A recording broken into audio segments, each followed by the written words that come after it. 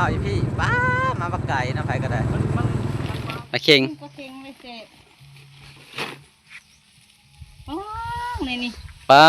เข่งใหญ่สั่งมาตัวใหญ่แท้นี้นะ ปลาบึงเลยนี่ปลาก็โดยกับสบายดีเด้อพี่น้องเบิดสุขุสุคนที่เข้ามาติดตามรับชมพี่น้องมาเมื่อนี้ก็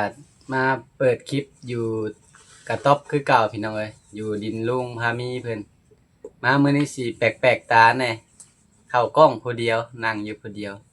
พอดีน้องลาตรีเพิ่นไปล้างถ้วยอยู่ทางอ่างน้ำพุ่นเอาเก่งกระดังไผป้าไว้ให้เพิ่นเฮ็ดกินอยู่ในข้างๆตูบนี่แหละแล้วก็ได้มาเปิดคลิปอยู่ผู้เดียวมามื้อนี้ก็มาเปิดคลิปก็คือว่าสิไปรับเอาปู่น้องลาตรีไปรับเอาพ่อล่ะพี่น้องเอ้ยเพิ่นสิขึ้นมาบ่ฮู้ว่าเพิ่นสิขึ้นมาหยังขึ้นมาหาลูกหลานบ่หรือว่าขึ้นมาเวียกก็ยังบ่ฮู้เลยมีแต่สิไปถามเบิ่งโตเพิ่นเองพุ่นแหละตอนนี้ก็มาฮอดหนทางใหญ่แล้วพี่น้องเอ้ยทางเข้าโรงเรียนมข.มาพอดีพ่อมาไวแท้ออกกันจากโมงเขาไวแท้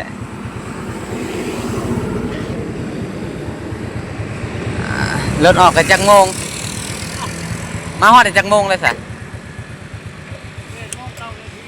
ฮอด8:09 น.เบิ่งตอนนี้จากโมงละน้ำสั่งอันนะป้าเบิ่งโมงก่อนเด้อก็8:15ภาย14 นาทีนี่แต่ว่าสิเมื่อพุ่นแหละพี่น้องในบ้านนี้เมื่อเอื้อนแหลมพุ่นแหละพาเพิ่นเมื่อพุ่นแหละฮะบ่จักคือกันไปซะโอ้ยหากมาแต่บ้านต้องเชื่อกำลังพาเมื่อพี่น้องเลยมายามลูกชายลูกสาวคือว่าถ้าเซ็งหากับเมื่อ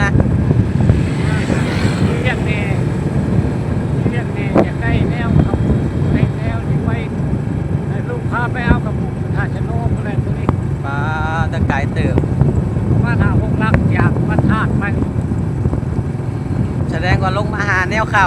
ลูกมาหาแนวเข้าก็เลยมาเยี่ยมลูกเลยเยี่ยมลูกเลยที่ไม่ได้กลับมือได้เสียกับมาทัดแล้วเราครับมือบ่เลยมือคือดอกมันเลยที่แต่โทรถามเราเช็คว่าเนื้อน้ำคลองลงแล้วบอกจังสิได้กลับข้าเจ้าเห็ดหน้าแล้วบ่น้ำ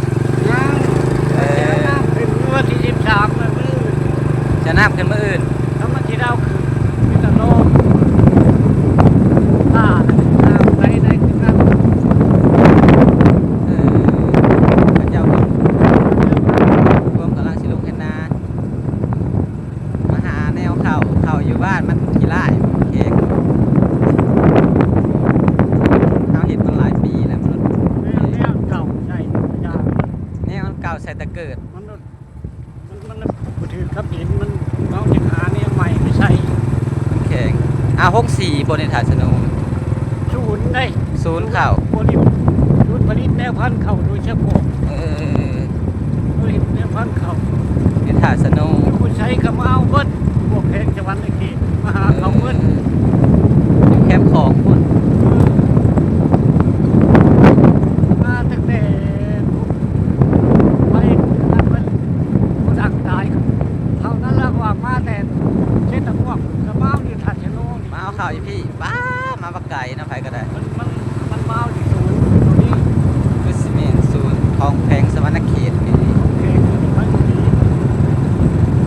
มีแต่ว่าสิเมื่อเฮือนได้แหลมพุ่นแหละพี่น้องไอ้บ้านมีแต่ว่าไปพ่อกันอยู่พุ่นมาฮอดแล้วพี่น้องบ้านนี้พุ่นทางนั้นก็สั่นปูนจักอยู่จักมันยังในกระสอบนี่ก็ได้นะมันยังแหละนี่นะปลาโอ้มีปลาอีกแล้วของ2 คู่สามีสบายดีเด้อกล้องกับสั่นๆเนี่ยมันกันสั่นแบดเบิดไปเบิ่งดูค่ะบ่ฮู้คือกันแล้วว่าปลนอนนอกคืนนี่นะนอกย้อนมัดเล็กไว้เลยย่านคน มันเล็กกี่เทคานนี่ แม่นมัดไว้แต่คืนนี่ก็เลยนอนเนาะ อืม มุ่งไปทางกะมุ่งคู่มุ่งหัวหากันตื่นมาก็เห็นเวียกเลย แต่เช้าเลย อย่าไปถ่าย ก้อยปูนแต่เช้า ปาดเด้อ คู่โวยมาเลยฮะ ครับมาเบิ่งทางพี่ท่าเตรียมเทคานแล้วทางนี้คันบักใหญ่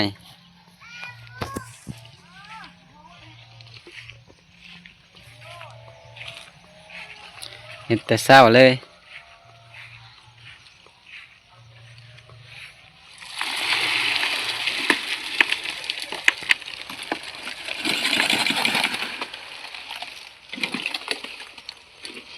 สอบหนึ่งบ่นี่นะสอบครึ่งปาตัวสอบครึ่งได้สองสามห่อคันใหญ่สองผัวเมียเห็ดแต่เศร้า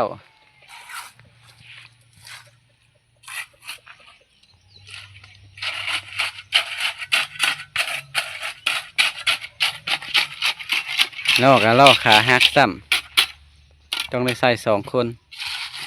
ผู้เดียวแล้วปูนเหี่ย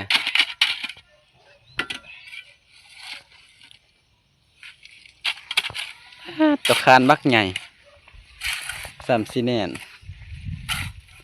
เพราะว่าเสามันบริซีได้มีแต่แนบข้างไปคานก็เลยใหญ่ใหญ่เท่าใดแห้งดี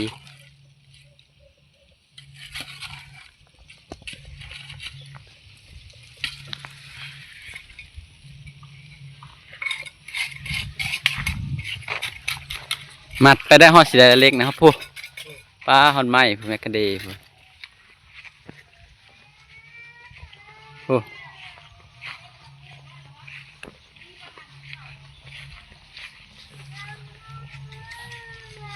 พี่มัดมาหอดพี่เพิ่นจนกลางมุ้งป้าไหวเพราะว่ามัดเล็กไว้ยาวอีหลีพี่จนสุดฮอดพี่ถึงนอนนอกป้าแต่ผู้เขาเล็กฮอดผู้ถ้าบ่นอนเผากลางคืนนี่กับบ่ยั่งแหละ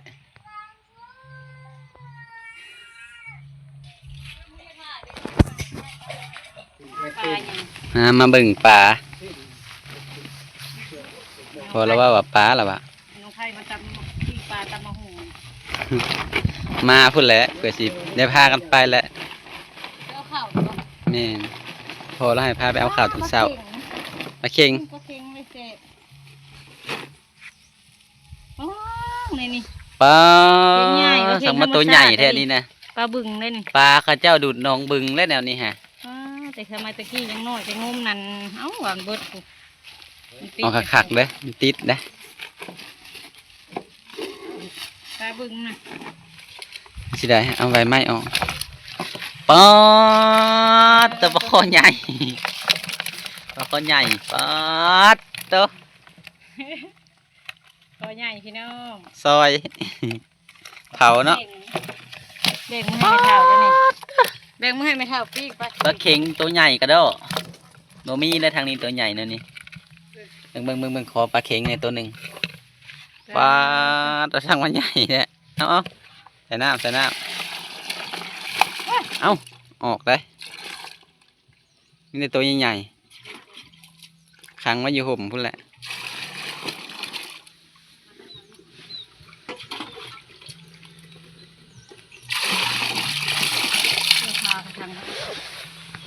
มีตัวตายนำได้ปลาขอน้อยดีฮะเก็บเอารถ ตัวเดียวนึงดอกมันยาว เงามันต้องออกปลากระปิ้งมันแต่บ้านเลย กินอะไร คือบ่หามเขาห่มบ่หามเขาไปห่มทางนี้ก็ซ่านปูนซ่านเบิดก่อนอย่างกินเพราะมันสีแข็งปูนสีแข็ง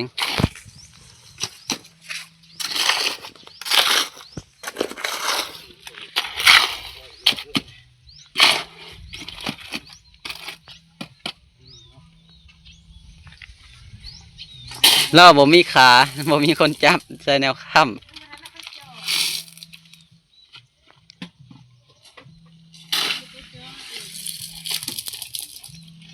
เอามือละ2ห้อง3ห้องก็พอเห็นมีอย่างน้ำอื่น หนังที่หน่อยก็ยังเก๊ะเก๊ะเลยก็ทองเลยว่า ปลาข้าวเลยอะไรเงินไทย ปะเพิ่นแล้ว2-3 โมงแรงก็ได้จังแกะสีแรงๆจังแกะแล้วก็จอกต้นไม้ไปต่อ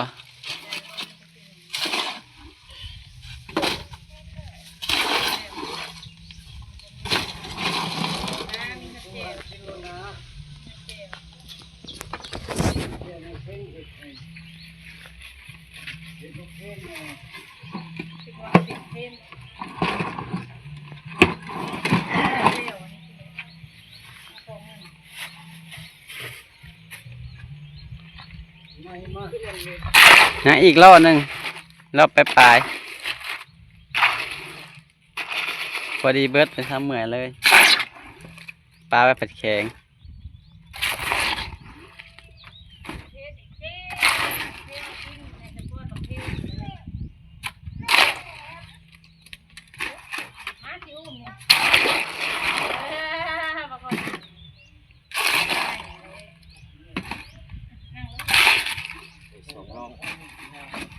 ได้บ่2 ลอง2 ลองปลาย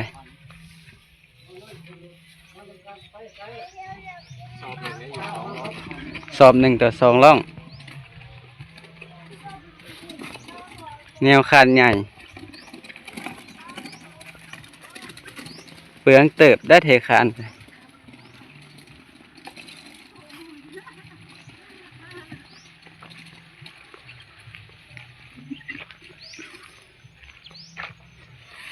เท้ามือว่างพุ่นละยังสิได้มาซอยเพราะว่านี่ยังสิได้ปุ๊พาพ่อไปเอาข้าวแนวพันธุ์ในคือซีเมนต์เพิ่นหู้บนเอามาแต่บ้านพวกไกลเติบ100 กว่าลักมาหาข้าวแนวปลูกข้าวแนวพันธุ์130 ลักเพื่อไปหาไปบ้านบนเอาข้าวปลูกอีกก็5-6 7 ลักคนบ่จัก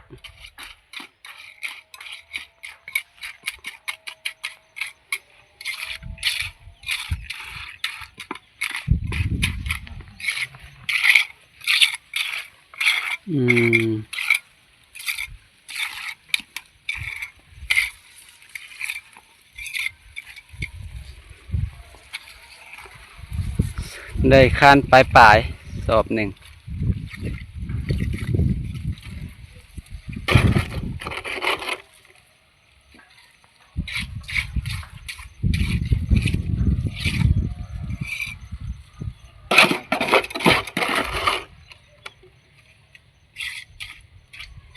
ไม่จักแผ่นอันนี้นะ8 แผ่นให้ดอกคาลุ่มมันบ่ได้ตัดบ่ได้ต่อเชิงแล้วมันได้ตัดแต่บากกับเปลืองไม้คาลุ่มบ่เปลืองปล่อยที่ไปเถื่อละน้อยสัมมีไม้นะ มันมังเลยก็แก๊ะแห้งเลยดิมันไหวแก๊ะได้เด้แก๊ะแล้วก็ต่อคือร้ายกับมันบ่ไหวแห้งมันบ่ไหว ถ้ามีไม้หลายเนาะยังว่ามือละแถวโลดสุด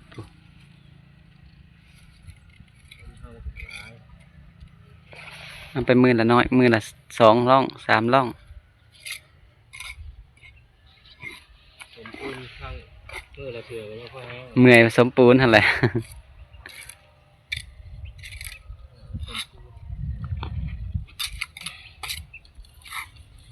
นี่ใหญ่อยู่2 ก้อน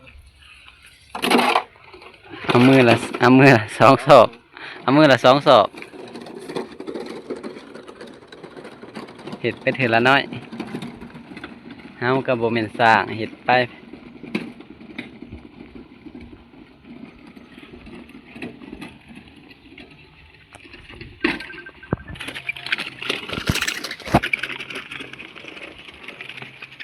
ได้ยินแต่เสียงเพลงเพิ่นเปิดทางนะบ่เข้าโทรศัพท์เฮาติเนาะ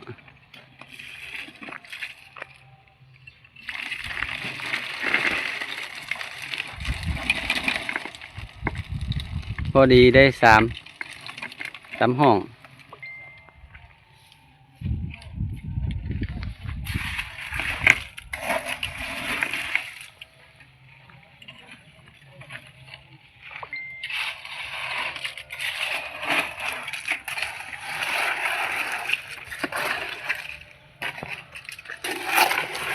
3ห้อง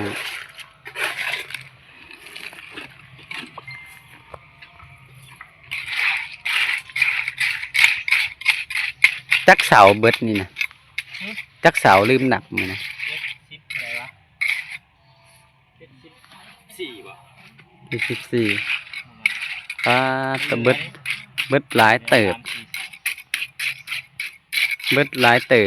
ปูนก็ได้เพื่อสุดนี่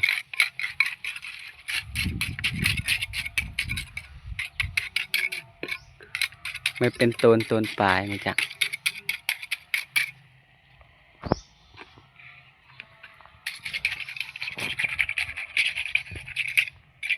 โดยสำหรับคลิปนี้บ่าวเก่งกับสิขอจบคลิปลงเพียงเท่านี้เด้อพี่น้องขอบใจทุกคนที่เข้ามาติดตามรับชมแล้วก็ฝากเป็นกำลังใจให้บ่าวเก่งนี่เด้อสบายดี